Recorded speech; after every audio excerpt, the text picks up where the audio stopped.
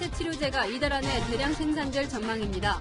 방역당국은 국산 항체 치료제의 임상시험이 진행되고 있으며 상업용 대량 생산도 계획하고 있다고 밝혔습니다. 응시자의 86%가 거부한 의사 국가시험이 치러진 첫날 응시자는 6명에 불과했습니다. 반면 진료를 거부하던 전공의들은 오늘 아침부터 병원 업무에 속속 복귀했습니다. 초대 질병관리청장으로 정은경 질병관리본부장이 내정됐습니다. 오는 12일 질병관리청 출범과 동시에 차관급 청장이 됩니다. 추미애 장관 아들의 카투사 시절 휴가 특혜 의혹과 관련해 변호인 측이 반박에 나섰습니다.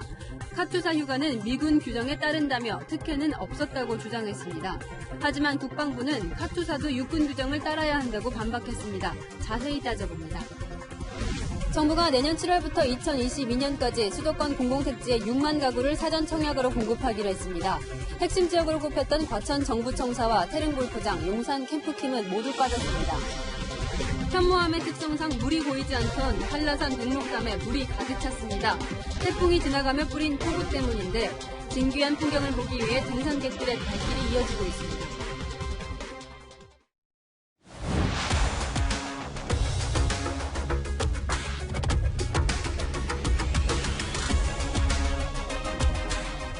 안녕하십니까. 뉴스의 동정민입니다. 김현미 국토부 장관이 영혼까지 끌어모아 집을 사는 30대가 안타깝다며 기다리라고 했던 그 청약 계획이 오늘 확정됐습니다. 수도권 지역에 2년에 걸쳐 공공분야 주택 6만 호에 대해 사전 청약에 나서는데 그중에 절반 이상을 젊은 층을 겨냥한 특별 분양으로 공급하겠다는 겁니다. 지금 아니면 기회가 없다는 공포심에 매수에 적극적으로 나섰던 30대를 안심시킬 수 있을지 지금부터 전해드리겠습니다. 먼저 오늘 발표 내용을 박지혜 기자가 보도합니다. 정부는 8사 주택공급대책 발표 한 달 만에 사전 청약 일정을 구체적으로 확정해 발표했습니다. 내년 7월부터 2년간 수도권에만 6만 가구가 사전 청약 물량으로 풀립니다. 3기 신도시 등 수도권 주요 공공택지 공공분양주택을 2021년과 2022년 3만 호씩 조기에 분양됩니다. 사전 청약은 본 청약 1, 2년 전에 미리 분양자를 정하는 방식입니다. 주택 공급 신호를 줘서 이른바 영혼까지 끌어모아 집을 산다는 3040 세대의 패닉바잉을 잠재우겠다는 겁니다. 사전 청약에 당첨되면 본 청약 시 100% 당첨권을 제공해서 최근 가열되고 있는 매매 수요를 상당 부분 해소할 수 있을 것으로 기대합니다. 내년 하반기에는 인천 계양지구를 시작으로 노량진역 인근 군부지, 성남 복정지구 등 총 3만 가구가, 내후년 상반기에는 남양주 왕숙과 하남 교산 등에 3만 가구를 더 분양합니다. 전체 물량 중 30%는 신혼부부에게, 25%는 생애 최초 구매자 등에게 특별 공급됩니다. 수요자들의 선호도가 높은 60에서 85제곱미터 규모 주택도 최대 50% 수준까지 확대할 예정입니다. 정부는 청약 일정 알림이 서비스 신청자의 약 3분의 2가 30대, 40대라며 이들의 매매 수요를 흡수할 것으로 기대한다고 밝혔습니다. 이번 대책으로 패닉 바잉에 빠진 3040의 불안 심리를 어느 정도는 안정시킬 수 있지만 인기 지역 쏠림 현상으로 나타날 경우 집값 안정으로 이어지긴 어려울 거란 전망이 나옵니다. 채널A 뉴스 박지혜입니다. 그런데 벌써부터 반쪽 대책 논란이 나오고 있습니다. 정부가 아파트를 짓겠다고 발표했던 곳 중에 정작 관심이 컸던 알짜 지역들은 다 빠졌다는 겁니다. 이어서 박정서 기자입니다. 지난 8사 대책에서 주택 4천 가구가 들어선다고 발표한 과천 정부청사 유휴부지. 당시 과천시장은 광장으로 집무실을 옮기고 시민들은 강하게 반대했습니다.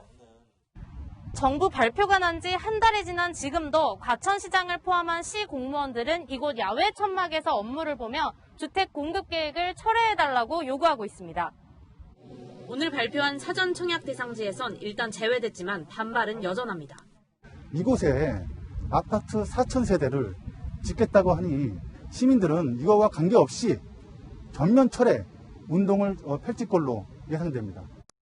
과천이라는 도시가 서울의 주택난을 해소하는 용도로서 많은 피해를 감수하면서 저희가 지내왔는데 끝난 게 아니라는 이제 생각을 이제 하고 있습니다. 만가구 공급을 내세우면서 서울 최대 공급지로 떠오른 노원구 태릉골프장과 용산 캠프킴 부지도 이번 발표에서 빠졌습니다. 국토부는 교통대책을 마련하고 미군 반환 절차 등을 진행한 후 내년 사전 청약 물량에 추가할 계획이라고 밝혔습니다. 주민 반발이 거센 곳이라 부담이 컸다는 지적이 나온 데 대해 사실이 아니라는 입장인 겁니다. 하지만 전문가들은 향후 공급 일정에 우려를 제기합니다. 차질이 빚어지기 때문에 아마 내년에도 이 사전 청약을 한다 하더라도 주택 시장에 미치는 영향은 크지 않을 거라고 보여집니다. 정부가 추후 사전 청약 일정을 다시 공개하겠다고 밝혔지만 주민 반대를 무릅쓰고 실행에 옮길 수 있을지는 불투명한 상황입니다. 채널A 뉴스 박정서입니다. 홍남기 기획재정부 장관은 오늘 이 대책을 발표하면서 그동안 정부 대책의 성과가 나타나고 있다고 말했습니다.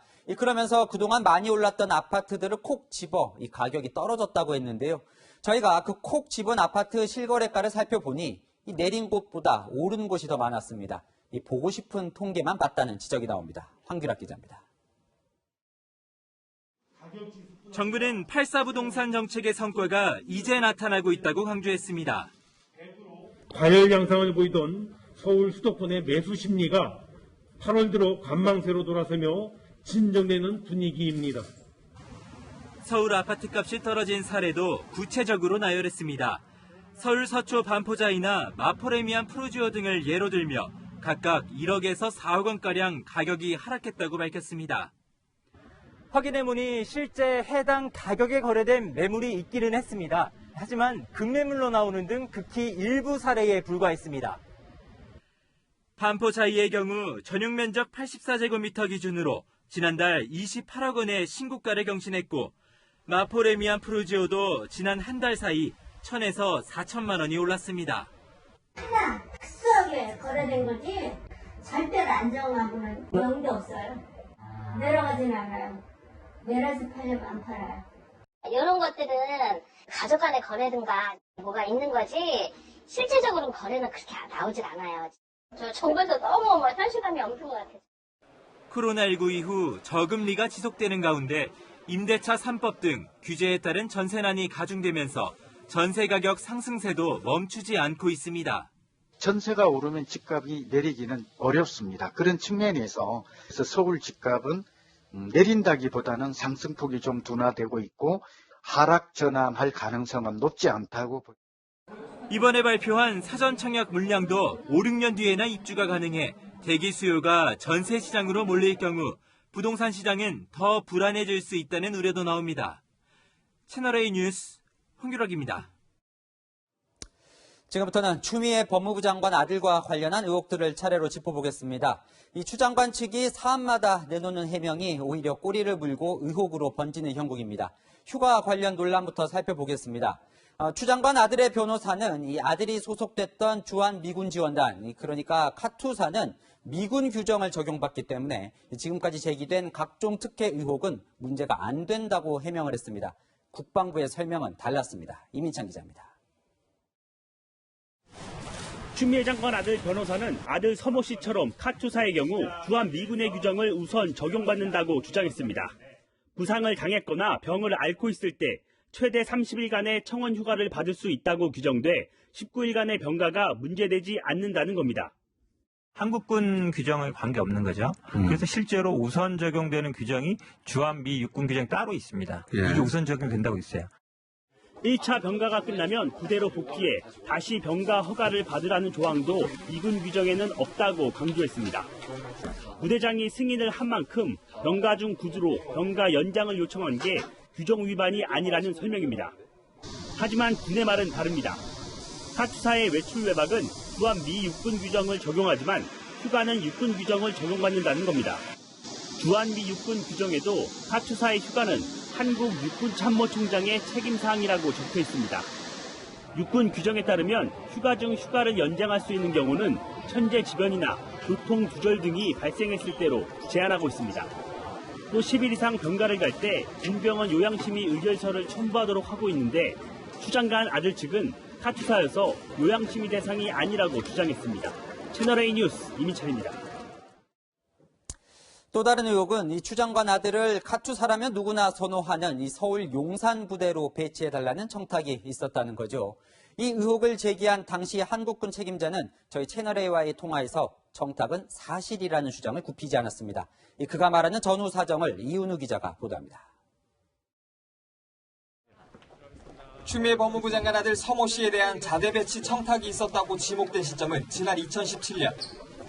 당시 한국군 지원단장이었던 예비역 대령 A씨는 서 씨를 서울 용산으로 배치해달라는 청탁을 접하고 훈련 수료식에 온 서 씨 친인척에게 청탁을 하지 말라는 취지의 교육을 했다고 주장했습니다. 제가 직접 추미애 남편 교수하고 추미애 시어머니를 앉혀놓고서 청탁하지 말라고 교육 40분을 했으니까. 하지만 서 씨 측 변호인은 청탁한 사실도 없거니와 A 대령이 했다는 교육도 다른 훈련병 가족들과 함께 들은 것이라고 반박했습니다. 개인적으로 만난 적 없는데 어떻게 청탁을 하고 교육은 전체를 한 것이지 아버지나 그다음에 할머니 모아놓고 교육한 건 아니죠. 하지만 A 대령은 채널A와의 통화에서 기존 주장을 굽히지 않았습니다. 신병 훈련 당시 실무진을 통해 용산 배치 청탁이 들어왔다며 훈련 수료식 때 서 씨 가족이 왔다는 보고를 받고 카투사 부모님들 앞에서 청탁 절대로 안 받는다는 말을 특별히 더 강조했다고 밝혔습니다. A 대령은 이후 자대 배치도 원칙대로 이루어졌다고 했습니다. 부정한 외압이나 청탁의 존재 자체를 부인하는 추 장관 아들 측과 A 대령의 주장이 팽팽히 맞서면서 이 부분에 대한 군 당국과 검찰의 조사가 필요하다는 지적이 나옵니다. 채널A 뉴스 이은우입니다. 아들에 이어 추 장관 딸과 관련된 의혹도 제기됐습니다. 추 장관 딸의 프랑스 유학 비자를 빨리 받게 하려고 보좌관이 외교부에 청탁을 넣었다는 의혹인데요. 외교부도 관련 연락을 받은 사실은 부인하지 않았습니다. 최수연 기자입니다. 지난 2017년 추미애 의원실 보좌관 A씨가 외교부에 추 장관 딸의 프랑스 유학 비자를 빨리 발급하라고 청탁했다는 의혹이 불거졌습니다.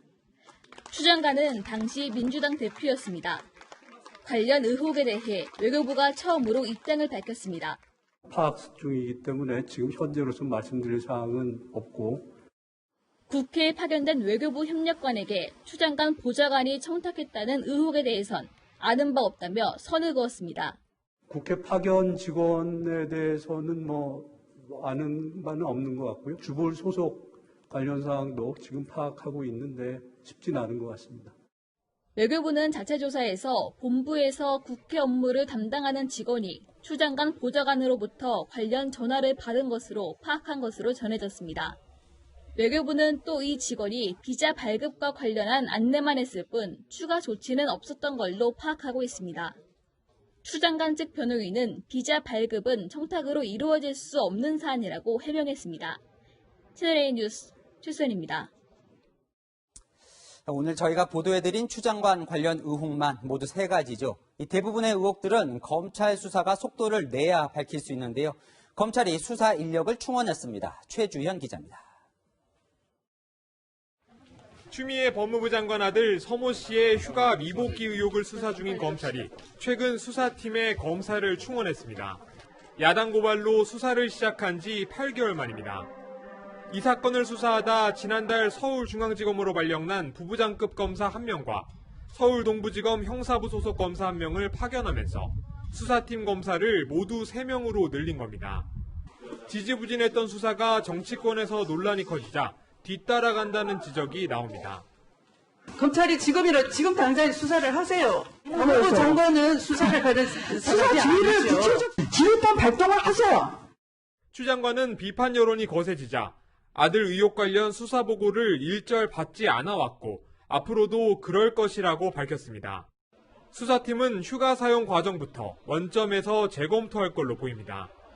무릎 수술 등의 이유로 23일간 휴가를 썼는데 신청과 연장 과정에 특혜 등이 있었는지를 확인해야 합니다.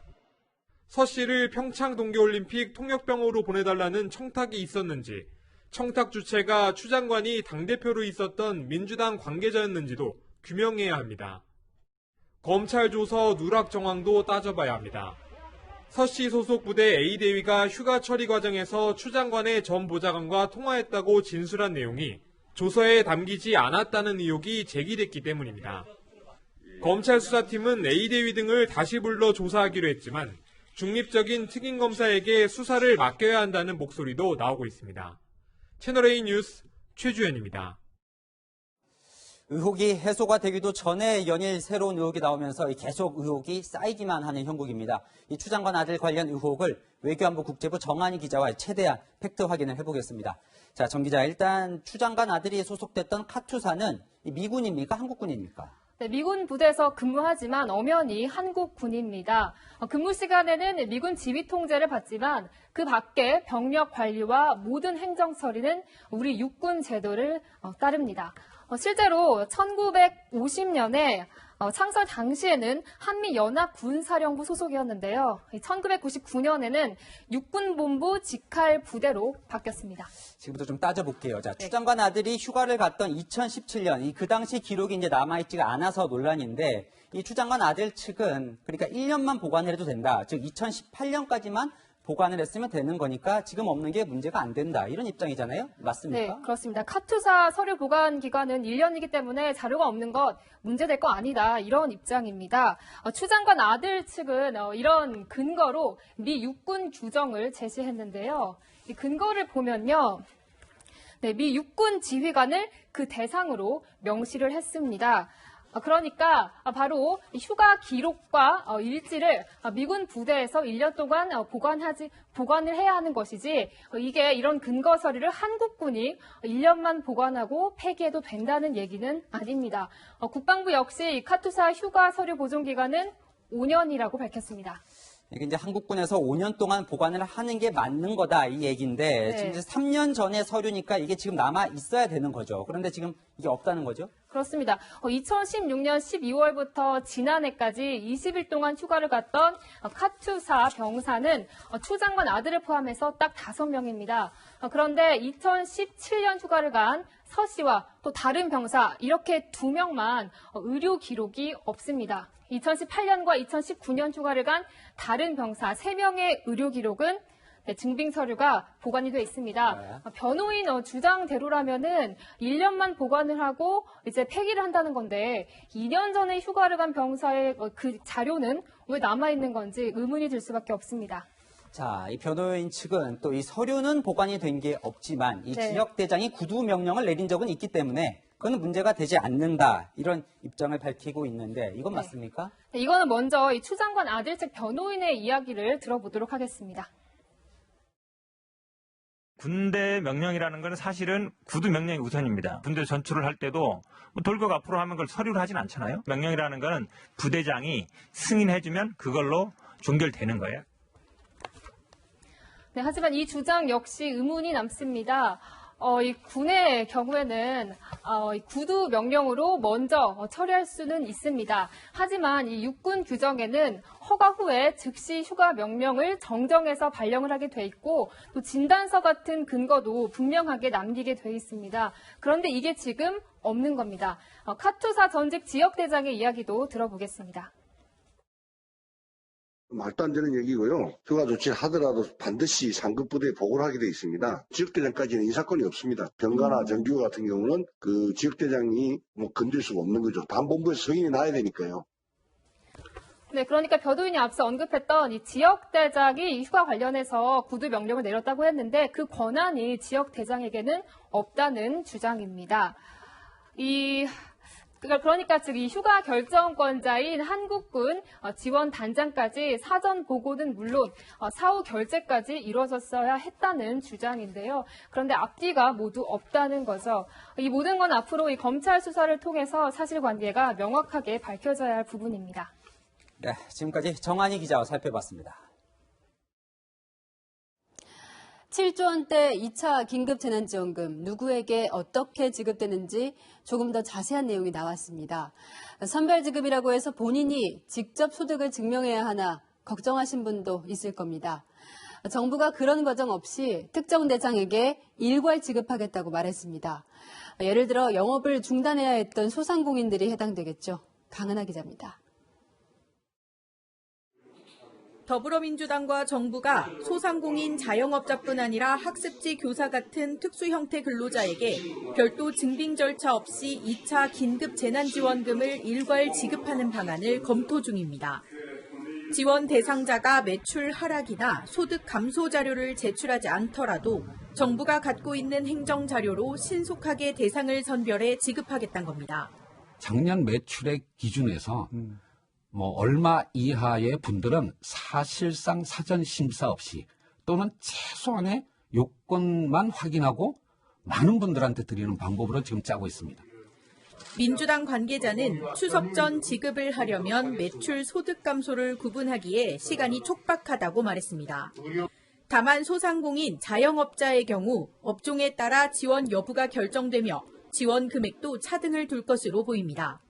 우선 노래방, PC방 등 영업 정지 조치가 내려진 12개 고위험 시설 업종 중 유흥주점, 단란주점, 감성주점 등을 제외한 9개 업종에 대해선 최대 200만 원까지 지원하는 방안을 논의 중입니다. 고위험 시설에 해당되지 않더라도 사회적 거리두기로 영업이 제한된 프랜차이즈 카페, 식당 등에 대해서도 100만 원 정도를 지급하는 방안을 검토하고 있습니다. 지급 대상에서 제외될까 마음을 졸이던 자영업자들은 안도하는 분위기입니다. 지금 이제 주변 보면은 다들 간판을 다 내리고 있거든요. 버티는 게 이기는 거다라고 생각을 하니까 그 200만 원으로 일단은 월세를 충당을 해야겠죠. 정부 여당은 이르면 모레 구체적인 지원 업종과 금액을 확정해 발표할 예정입니다. 채널A 뉴스 강은하입니다.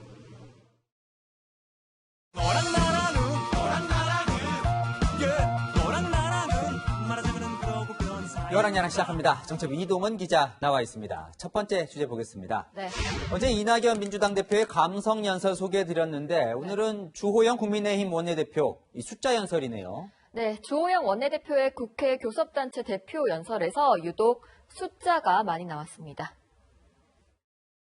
410조 원이 넘는 새 비전, 실업자 수는 무려 113만 8천 명, 전국 12,720곳에 태양광 패널이 재보궐선거 비용만 무려 838억 원이 들게 생겼습니다. 이 판사 출신이라 그럴까요? 이 지적을 할 때 숫자를 근거로 이게 조목조목 비판을 했던데 네. 실제로 이 독설이 사라졌다 이런 평가도 있더라고요. 네, 주호영 원내대표는 2달 전 연설에서만 해도 문재인 정권을 독재 정권이라고 비판했습니다. 네. 하지만 오늘 연설에서는 독재가 쏙 빠졌는데요. 대신 정부 정책을 비판하면서 1주택자 보유세 완화, 기본소득 도입 같은 대안을 제시하는 데 주력했습니다. 이유가 뭘까요?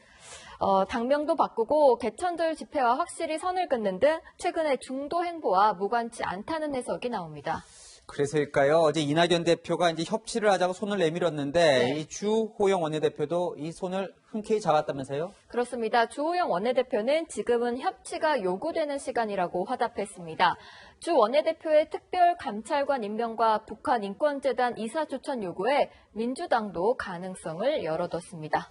그래도 야당 원내대표다 보니 날을 세운 부분도 있었죠. 그렇습니다. 추미애 법무부 장관 앞에서 아들의 군 특혜 휴가 의혹을 강하게 질타했는데요. 추 장관은 여유만만한 모습을 보였습니다. 추 장관께서는 소설 써내라는 자신의 말을 입증하기 위해서라도 특임 검사나 특별검사의 수사를 자청해야 합니다. 못하겠다면 법무부 장관 자리를 사임하는 것이 맞지 않습니까? 무슨 생각을 하고 있는지 궁금하기도 한데. 네. 자, 다음 주제 보겠습니다. 네. 천기 누설, 중요한 비밀이 새어나갔나 보죠. 네, 문 대통령은 2차 긴급 재난지원금 전 국민 지급은 재정상 어려움이 크다며 맞춤형 지급을 할 수밖에 없다고 어제 설명했는데요. 그렇죠. 일각에선 1차 지급 때는 재정이 안 어려웠냐 이런 비판이 나왔습니다. 그래서 그런지 오늘 여론조사에서도 보시는 것처럼 전 국민 지급과 선별 지급이 팽팽히 맞섰습니다. 1차와 2차 때 사정이 뭐가 달라졌는지 분명한 설명이 없었는데 여당 핵심 당직자가 속내를 드러냈습니다. 총선을 앞두고 여야를 가리지 않고 다 전 국민에게 지급을 하겠다라고 하는 약속을 한 바가 있습니다. 제가 좀 우겼죠. 포퓰리즘이 완전히 아니었다라고 정치권에서 답변하기는 어렵죠. 그러니까 이 표 때문에 전 국민에게 지급하겠다고 했던 거다. 아예 뒤늦은 고백일까요? 물론 한정혜 의장은 선거 논리뿐만 아니라 대상을 선별하는 데 들어가는 비용도 고려했다 이렇게 설명했습니다. 하지만 총선을 앞두고 당시에 전 국민 지급을 선거와 연계시키는 듯한 그런 발언이 적지 않았던 것도 사실입니다. 모든 국민을 국가가 보호하고 있다는 것을 한 번쯤은 제대로 보여주는 것이 고민정 후보 당선시켜주시면 더불어민주당은 100% 국민 모두에게 긴급재난지원금을 드리기 위해서 전력을 다하겠다는. 선거 때 저런 약속을 했던 이 당시 지도부들은 이번 내부 고백에 어떤 생각을 할지도 궁금해집니다. 지금까지 여랑야랑이었습니다. 코로나19 뉴스로 넘어갑니다. 오늘은 희망적인 소식부터 전해드립니다.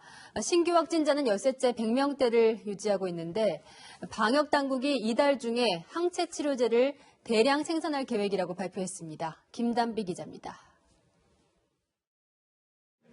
방역당국이 상업용 코로나19 항체 치료제를 이달 중 대량 생산할 계획이라고 밝혔습니다. 항체 치료제는 면역물질인 항체가 코로나19 바이러스의 뾰족한 돌기에 달라붙어 몸 안에서 바이러스 활동을 억제시키는 원리입니다.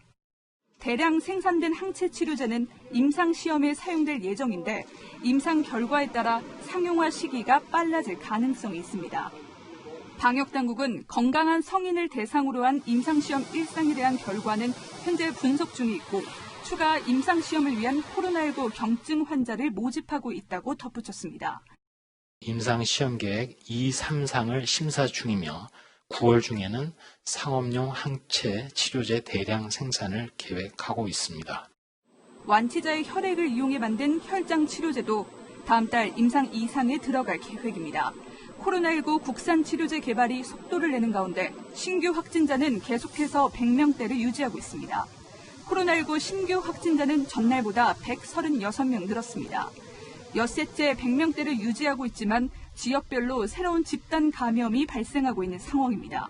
서울 영등포 호수제의 불교시설에서 승려 등 최소 12명이 확진된 걸로 확인됐습니다. 현대중공업 울산조선소에서는 4명의 확진자가 발생했습니다. 방역당국은 이번 주 후반까지 확진자 발생 추이를 지켜본 뒤 수도권 중심의 사회적 거리 두기 2.5단계를 연장할지 여부를 정하겠다고 밝혔습니다.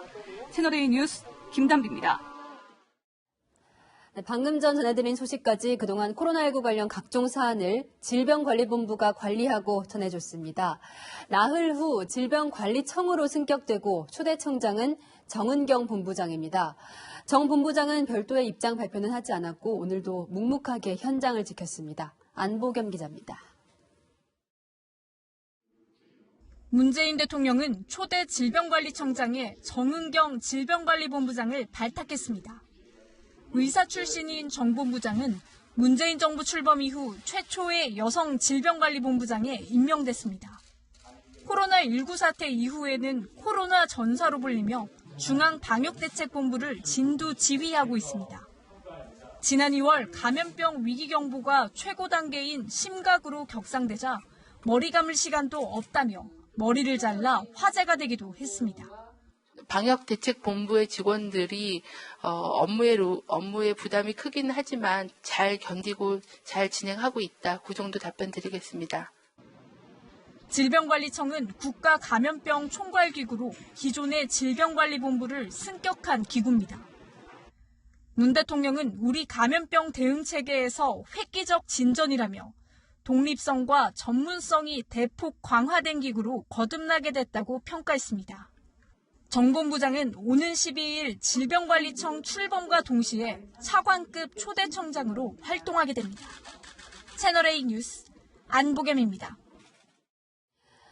거리 두기 때문에 수도권에 밤에 갈 곳이 없다 보니 공원에서 술 드시는 분이 늘었습니다. 한강 편의점에 들렀던 사람이 확진 판정을 받아서 공원 일부가 통제됐습니다. 김재혁 기자가 현장 취재했습니다.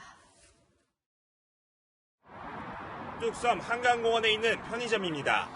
지난 1일 저녁 7시 25분쯤 이곳을 찾았던 도봉구 주민이 4일의 확진 판정을 받았습니다. 확진자는 편의점에 4분 정도 머물렀는데 CCTV에는 마스크를 턱에 걸친 모습이 포착됐습니다. 방역당국은 편의점 CCTV를 통해 밀접 접촉자가 10명 이상인 것으로 파악하고 진단검사를 받으라고 통보했습니다.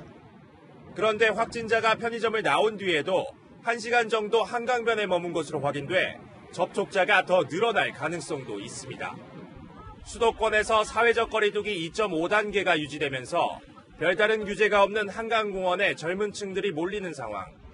서울시는 감염 확산을 막기 위해 오늘 오후 2시부터 여의도와 뚝섬, 반포 등 한강공원 이용자 절반이 몰리는 세계공원 일부 구역 출입을 제한했습니다.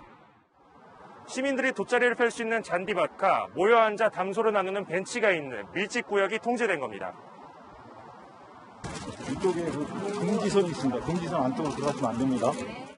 11개 한강공원의 모든 주차장과 매점 영업시간도 밤 9시로 제한했습니다. 전문가들은 젊은 층이 경계를 풀면 고위험군인 고령층까지 위험해진다고 지적합니다. 이제 거기서 코로나19에 감염이 된다면 집에 와서 이제 어르신들이 걸리면 중증 환자라든지 사망의 위험도 이제 올라가게 되기 때문에 서울시도 야외 취식을 법으로 막을 방법이 없는 만큼 시민들의 협조가 필요하다고 강조했습니다. 채널A 뉴스 김지혁입니다. 거리두기 기간이 늘어날수록 자영업자들은 힘들어집니다. 폐업하는 식당들이 하도 많다 보니 중고 주방용품을 파는 가게들도 영향을 받습니다. 박건영 기자가 5개월 전에 취재했던 황학동에 다시 가봤습니다. 식당이나 카페가 폐업을 하게 되면 거기서 사용 중인 식기나 주방용품을 사서 되파는 서울 황학동 주방거리입니다. 제가 지금부터 5달 전에 이곳을 방문했었는데요. 이 수도권에서 사회적 거리두기 2.5단계가 시행 중인 지금은 어떨지 함께 들어보시죠. 황학동 인근 서울중앙시장에서 음식점을 하는 박규범 씨. 5개월 사이 영업 시작 시간이 달라졌습니다. 저녁 장사만 하다가 매출이 줄자 낮 장사를 시작한 겁니다. 그때보다 완전히 50% 이상 줄었죠. 한 서너 팀 맞으면 손님이 너무 없으니까 점심 밭장사까지 시작하는 거죠. 길에 다니는 손님은 없고 주방기구를 실은 트럭만 지나갑니다. 모두 폐업한 가게에서 가져온 겁니다. 개업한 지 6개월도 안 돼 문을 닫는 경우도 많습니다. 몇 달 전에 코로나 확진자가 다녀간 다음에 굳이 폐업을 하게 돼가지고 사업을 인건비, 세 부담이 힘드니까. 최근 3개월간 서울에서만 10,000곳 넘는 음식점이 문을 닫았습니다. 폐업하는 곳은 늘었는데 개업하는 식당은 없어서 중고 주방용품을 판매하는 가게는 덩달아 불황입니다. 지난 4월에도 창고에 재고가 가득하다던 상인. 물건이 나가는 것보다 쌓이는 게 더 많아요. 이젠 가게를 접을지 고민 중입니다. 밀고 나가야 되느냐 이거를 고민을 많이 하고 있어요. 좀.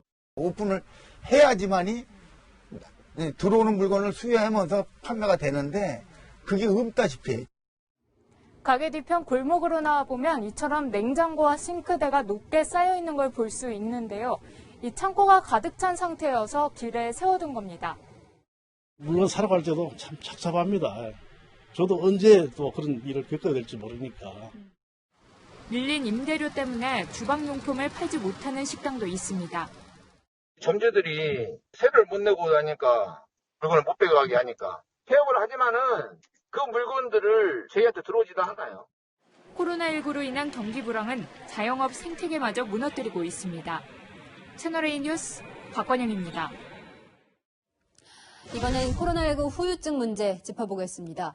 이탈리아에서는 완치자 10명 중 9명이 후유증을 겪고 있다고 전해드렸습니다. 우리나라에서도 후유증 사례가 나오고 있는데 20, 30대 젊은 층도 있습니다. 우현기 기자가 후유증을 앓는다는 30대 여성 완치자를 만났습니다. 대형 물류센터에서 근무하다 지난 5월 말 코로나19 확진 판정을 받은 30대 여성 A씨. 평소 지병도 없고 건강했지만 한 달 넘게 입원 치료를 받고 퇴원한 뒤 몸 상태가 많이 달라졌습니다. 바깥 공기를 마셨는데 숨을 제대로 못 쉴 정도로 너무 힘겹고 눈을 뜨자마자 온몸에 근육통처럼 몸살 기운이 쫙 퍼지면서 바이러스가 뇌신경에 영향을 줘 머릿속이 멍해지는 브레인 포그 증상이 생겼고 무릎 등 관절 통증이 심해져 걷기도 힘듭니다. 하지만 병원을 찾아도 코로나19 후유증이라는 명확한 답변은 듣지 못했다며 답답함을 호소합니다. 큰 병원에서 MRI까지도 찍었는데 아무 이상 소견이 없었습니다. 아픈데 이 아픈 거를 제가 의학적으로 증명할 방법이 없어요. 아직까지 A씨처럼 후유증을 겪는 완치자에 대한 정부 지원 방안은 없습니다. 방역당국은 후유증 조사를 지난 4월부터 진행 중이라며 지원 여부도 논의하겠다고 했습니다.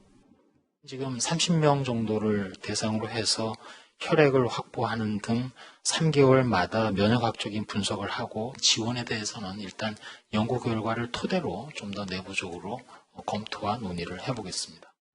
A씨는 본인처럼 젊은 사람도 후유증에서 자유로울 수 없다며 방심은 금물이라고 말합니다.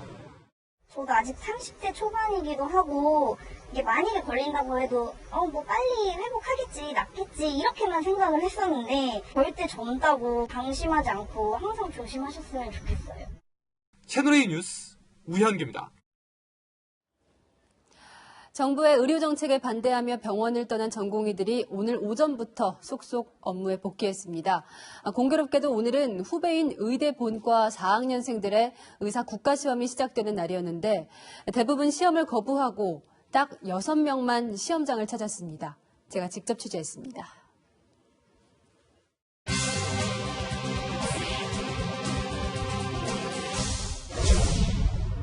네, 오전 7시를 조금 지났는데요. 오늘부터 서울대병원 전공의들은 업무 현장에 복귀합니다. 얘기를 들어보겠습니다. 아직 저희가 생각하기에는 갈 길이 많이 남아있다고 생각을 해서 향후에도 필요하면은 단체 행동을 해야 할 수도 있지 않을까. 교수들은 오랜만에 돌아온 제자들을 반깁니다. 열심히 학생하고 돌아와줘서 고맙고 약간 아쉬운 결과지만 그래도 잘 싸웠다고 그런 생각을 하고 있습니다. 국가시험을 단체로 거부한 의대생 후배들에 대한 의견은 갈립니다. 그건 무조건 구제가 돼야 된다고 생각해요. 성인으로서 그런 결과가 있을 거라는 것도 어느 정도 예상을 했을 것 같은데 어느 정도 개인의 책임이 있는 부분도 있고 예년 같으면 실기시험을 준비하는 본과 4학년들로 한창 붐볐을 의대 실습실. 하지만 올해는 건물 전체가 텅텅 비었습니다. 2만 회원을 대상으로 설문을 진행하였고요. 이를 토대로 오늘부터 대의원 회의를 진행할 예정이고 이번엔 의사 국가시험이 치러질 서울 광진구 보건의료인 국가시험원으로 향했습니다. 수험생은 찾아보기 힘들고 취재진만 모여들었습니다. 응시자는 총 6명입니다. 숙소에서 시험을 운영합니다. 이 응시자들이 저희한테 요청이 들어왔어요. 좀 보호 좀 해달라는 요청이 들어와서 국가시험원 직원 여러 명이 밖으로 나오더니 수험생과 외부인의 접촉이 철저히 차단되도록 함께 들어봅니다. 직원분들이 이렇게 같이 와주시는 거예요? 6번째 마지막 수험생이 들어간 뒤 실기시험이 시작됐습니다. 올해 응시자는 전체의 불과 14%. 시험 주간 기간은 의대생들이 타협을 해야 추가 응시 기회 가능성도 생길 수 있다고 말합니다. 의사가 되려고 했던 사람들이 시험을 거부해서 시험을 못 보게 된 게 안타까우니 제발 시험을 보겠다는 의사를 밝히고 의사 국가시험을 관리하는 복지부에 전달이 돼서 의사가 한 3,000명 넘게 배출돼야 되는데 440명밖에 배출되지 않으면 사회적으로 굉장히 어려운 문제를 일으키거든요. 여인선이 간다 였습니다. 태풍은 물러갔지만 그 상처가 큽니다. 날 사이 마이삭과 하이선 이 두 번의 태풍이 휩쓸고 간 마을을 배우미 기자가 다녀왔습니다. 집채만한 파도가 방파제를 넘어 해안가 마을을 덮칩니다. 바닷물이 건물 안으로 밀려들고 골목이 금세 물에 잠깁니다. 태풍이 지나고 물이 빠져나간 자리는 폐허가 됐습니다. 바다를 메워 만든 수변공원은 뻘밭으로 변했습니다. 동네를 둘러봐도 어느 한 곳 성한 데가 없습니다. 이 집은 태풍의 벽이 다 무너졌습니다. 한쪽이 이렇게 뻥 뚫렸는데요. 앞에 있던 창고는 흔적도 없이 사라졌습니다. 지난주 태풍 마이삭으로 주택 20여 채가 침수되는 등 피해가 컸던 경주 간포항. 나흘 만에 찾아온 태풍 하이선까지 연거푸 피해를 봤습니다. 임시 제방을 쌓고 모래주머니로 벽을 세웠지만 역부족이었습니다. 싱크대고 뭐가 하나도 없이 다 실내가 뺐어. 지난주에 또 한 번 실어가 갔고, 요번에 또 한 번 실어가 갔고, 두 번 실어가 갔어. 대피에 따라 집으로 돌아온 주민들은 집안 곳곳 흙탕물을 씻어내면서도 어떻게 복구를 해야 할지 막막하기만 합니다. 아니, 물이 많이 찼었어요. 흙이 많이 차가지고. 흙이 들어왔어요. 흙이.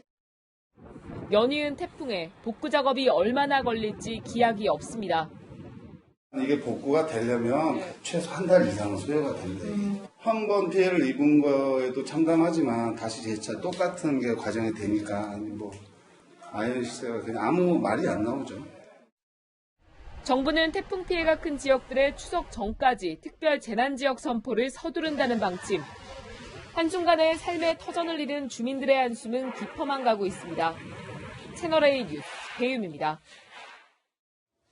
어젯밤에 이 창문을 뒤흔드는 바람 소리에 깨지는 않으셨습니까? 분명히 태풍이 소멸됐다고 했는데 이 서울 지역에 오히려 태풍 때보다 더 센 강풍이 불었습니다.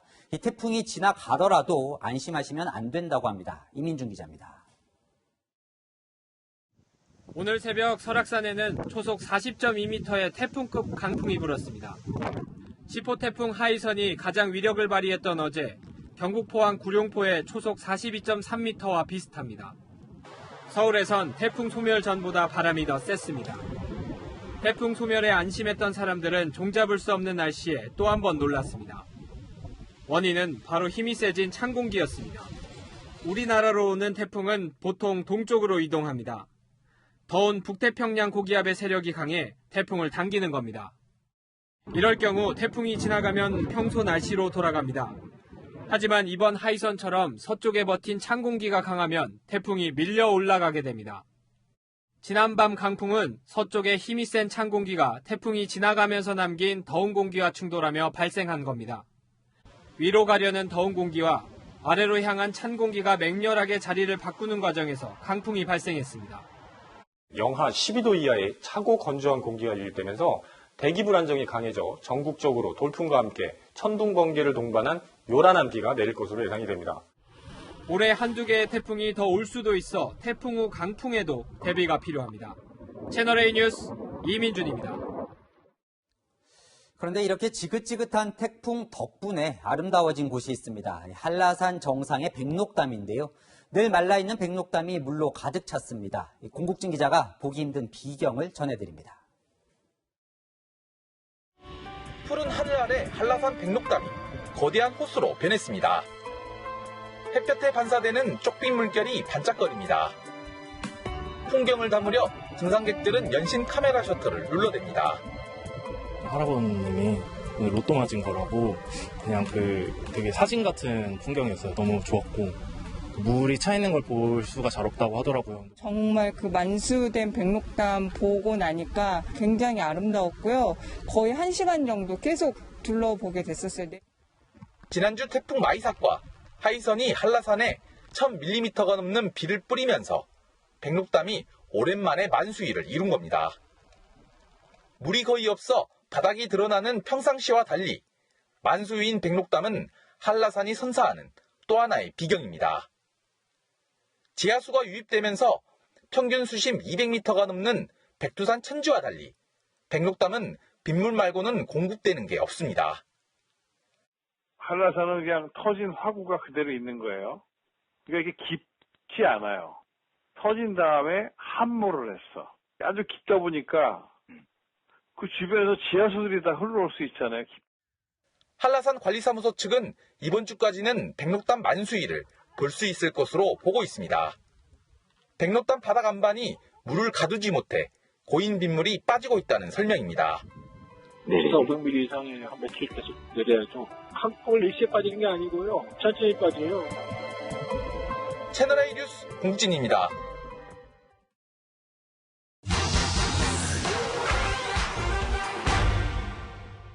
태풍 하이선이 한반도를 강타하자 온라인 커뮤니티에 퍼진 사진입니다.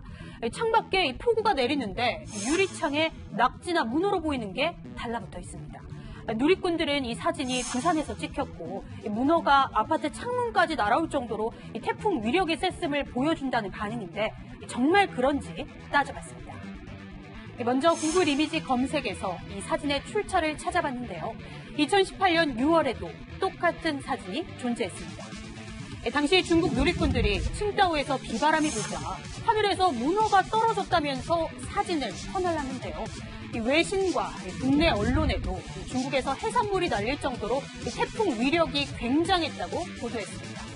그럼 이 사진 2년 전에 중국 태풍 피해를 찍은 사진이긴 한 걸까요? 모두 사실이 아닙니다. 사진 분석 도구로 살펴보죠. 오른쪽은 문어 사진 이미지의 타장과 또 화소 정보 등을 분석한 결과인데요. 붉은색을 띨수록 가공된 이미지일 가능성이 높다는 뜻인데 유독 문어 부분만 붉게 보입니다. 유리에 붙어 있으면은 눈이라든지 문어의 디테일 정보가 어느 정도 있어야 되거든요. 바깥의 구조물처럼 특정 음영 패턴이 있어야 되거든요. 이미지 파일을 보여줘요. 실제로 외국 이미지 사이트에서 비슷한 문어 이미지를 찾을 수 있었는데요. 이미지를 창문에 붙은 문어에 포개볼까요? 정확하게 일치하죠. 유리창 사진에 문어 이미지를 합성했다는 뜻입니다. 디지털 사회의 명암을 잘 보여주고 있다라고 보고요. 자극적이고 혐오적인 콘텐츠일수록 그 출처를 따져보고 의심해보는 2018년엔 중국, 올해는 한국 태풍 피해 사진으로 둔갑해서 돌고 도는 조작 이미지, 속아 넘어가선 안 적이 있습니다. 이 밖에도 궁금한 점은 팩트맨 많은 문의 바랍니다.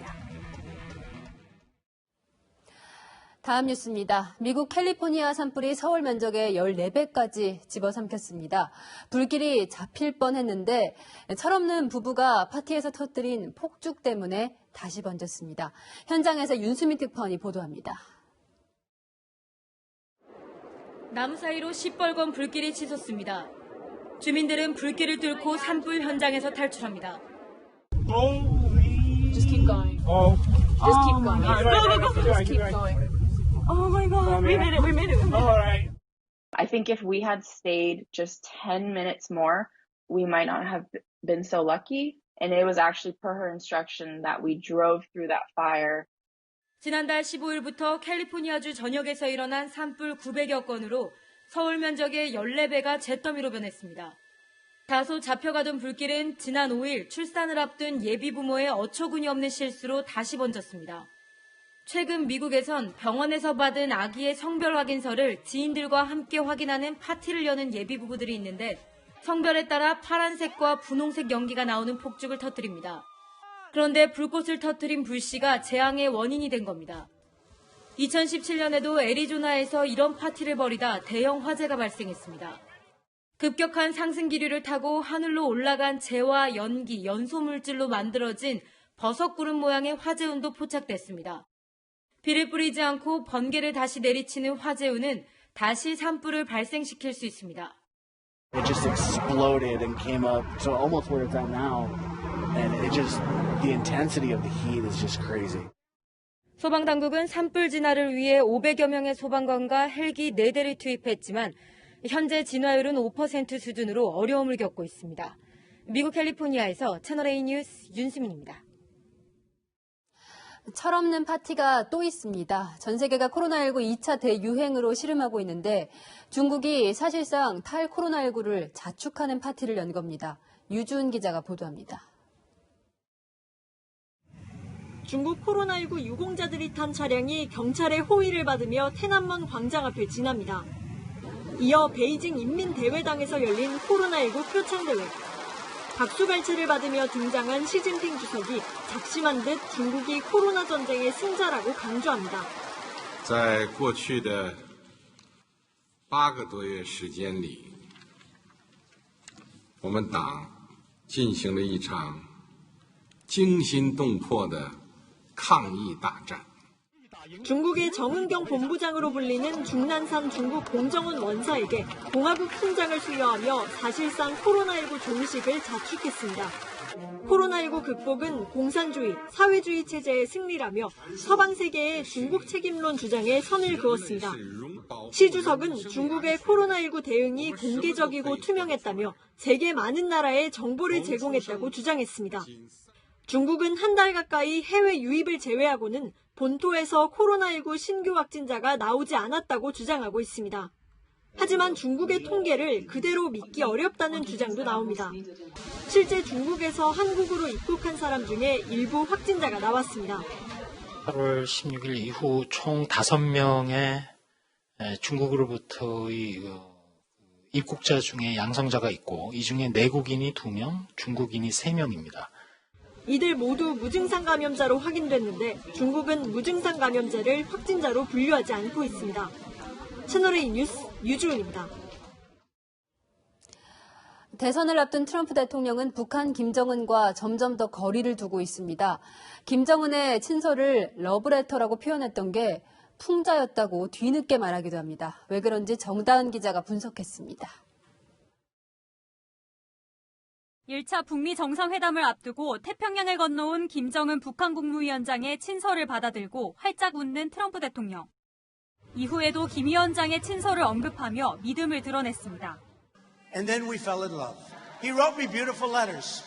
And they're great letters. We fell in love. 지난 6월 존 볼턴 전 백악관 보좌관은 2명이 주고받은 친서를 러브레터라고 회고록을 통해 표현했습니다. 트럼프 대통령은 뒤늦게 태도를 바꿨습니다. 러브레터로 불린 것은 비꼬는 표현에 불과하다며 SNS를 통해 볼턴 전 보좌관을 원색적으로 비난한 겁니다. 석 달 가까이 별다른 반응을 보이지 않다가 이 같은 글을 올린 트럼프 대통령의 의중은 알려지지 않았습니다. 다만 트럼프 대통령이 참전용사를 패배자로 모욕했다는 현지 보도로 궁지에 몰리자 반전에 나섰다는 분석이 나옵니다. The story is a hoax. The magazine itself, which I don't read, but I hear it's just totally anti-Trump. 또 독재자의 비위를 맞추던 날들은 끝났다며 공세를 이어가는 조 바이든 민주당 대선 후보에 맞서 과거 행보와 거리를 두려는 의도도 담긴 것으로 풀이됩니다.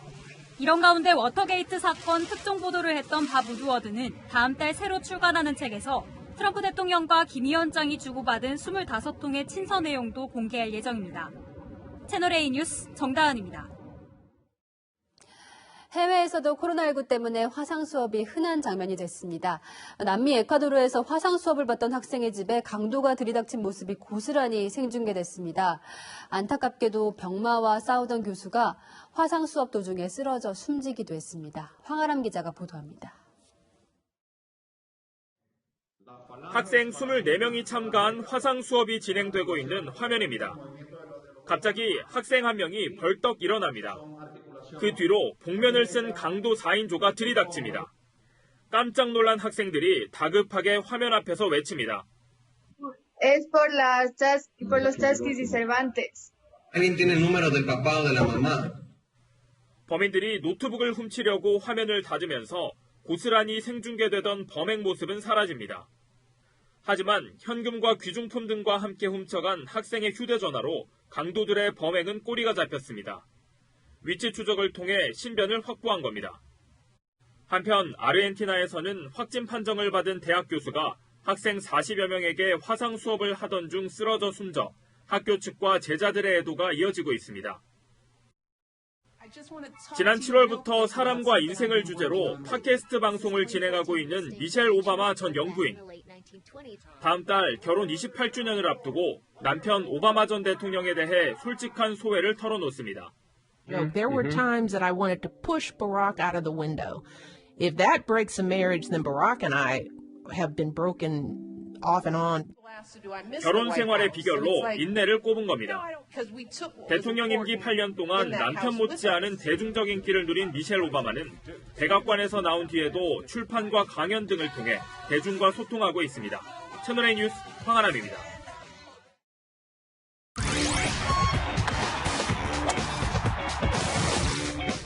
안녕하십니까. 스포츠 뉴스입니다. 프로야구 KT의 소영준이 8월 MVP에 선정됐습니다. 순수 고졸 신인으로는 첫 번째인데요. 현장 연결해서 조금 더 자세히 알아보겠습니다. 김태욱 기자 전해주시죠. 네, 요즘 KT의 분위기가 정말 좋습니다. 최근 6연승을 질주하며 공동 4위에 올랐고 오늘 발표된 8월 월간 MVP에 신인 투수 소영준이 선정되는 경사까지 생겼습니다. 소영준은 고등학교 졸업 후 곧바로 프로에 데뷔한 신인 중 처음으로 월간 MVP에 선정됐습니다. 처음이라는 거에 의미가 있는 것 같고 앞으로도 좀 이런 경우가 좀 많이 나왔으면 좋겠다고 생각하고 있습니다. 지난 8월 한 달간 성적이 정말 뛰어났는데요. 쟁쟁한 다른 후보를 압도적인 차이로 제쳤습니다. 5경기에 등판해 4승 무패로 다승 1위, 평균 자책점 1.57로 이 부문에서도 1위에 올랐습니다. 현재 9승을 기록 중인데 1승만 더하면 2006년 류현진과 한기주 이후 14년 만에 두 자릿수 승수를 챙긴 고졸 신인이 탄생하게 됩니다. 포스팅 가는 길에 최대한 힘을 보태주고 그러다 보면 신인왕은 당연히 따라올 것 같고 이번 월간 MVP 수상으로 신인왕 경쟁에서도 한 발 앞서게 됐습니다. 남은 경기에서 승리를 챙기며 팀을 가을 야구까지 이끈다면 신인왕 가능성은 더 커지겠죠. KT는 공동 4위 두산과 맞붙고 있습니다. 오늘 경기에서 이기는 팀이 단독 4위로 올라갈 수 있기 때문에 두 팀 모두 놓칠 수 없는 경기인데요. 6회 현재 두산이 3대 0으로 앞서 있습니다. 지금까지 잠실에서 채널A 뉴스 김태욱입니다. 류현진이 양키스에 또 무너졌습니다. 지난해 다저스 시절 홈런 3방을 맞은 악몽이 고스란히 되풀이됐습니다. 김유빈 기자입니다. 1회부터 흔들렸습니다. 루크 보이트에게 던진 몸쪽 높은 직구가 그대로 홈런으로 연결됩니다. 다음 타자 에런 힉스에게 던진 몸쪽 직구도 홈런으로 이어집니다. 악몽은 계속됐습니다. 미겔 안두아르에게 던진 컷 패스트볼 역시 담장을 넘어갑니다. 5회 클린트 프레이저에게 던진 체인지업은 2타점 쐐기 2루타로 연결됩니다. 나흘 만에 등판 탓인지 패스트볼 구속이 떨어졌고 주무기 체인지업도 여의치 않았습니다. 초반에 큰 거를 맞고나서 안쪽으로 가는 게 살짝 좀 어려운 상황이었었던 것 같고 그러다 보니까 체인지업 그 정도 늘어났던 것 같고 5이닝 동안 홈런 3개를 포함해 5실점, 2.51이던 평균 자책점은 3.19까지 치솟았습니다. 류현진은 다저스 시절이던 지난해에도 양키스를 상대로 홈런 3방에 7점을 실점하며 무너졌습니다. 양키스전 평균 자책점은 8.8로 최악입니다. 통산 기록과 차이가 너무 큰 징크스 수준입니다. 토론토는 역전극을 펼치며 3경기 전패의 오명은 피했지만 류현진에겐 악몽 같은 날이었습니다. 양키스는 같은 지구팀이라 자주 맞붙게 되는 만큼 징크스를 떨쳐내야 합니다. 류현진은 이르면 오는 16일 다시 한번 양키스와 맞붙게 됩니다. 채널A 뉴스 김유빈입니다. 텍사스 레인저스의 추신수가 오늘 과감한 홈세도로 득점을 올렸는데요. 안타깝게도 오른손 부상을 당해 교체되고 말았습니다.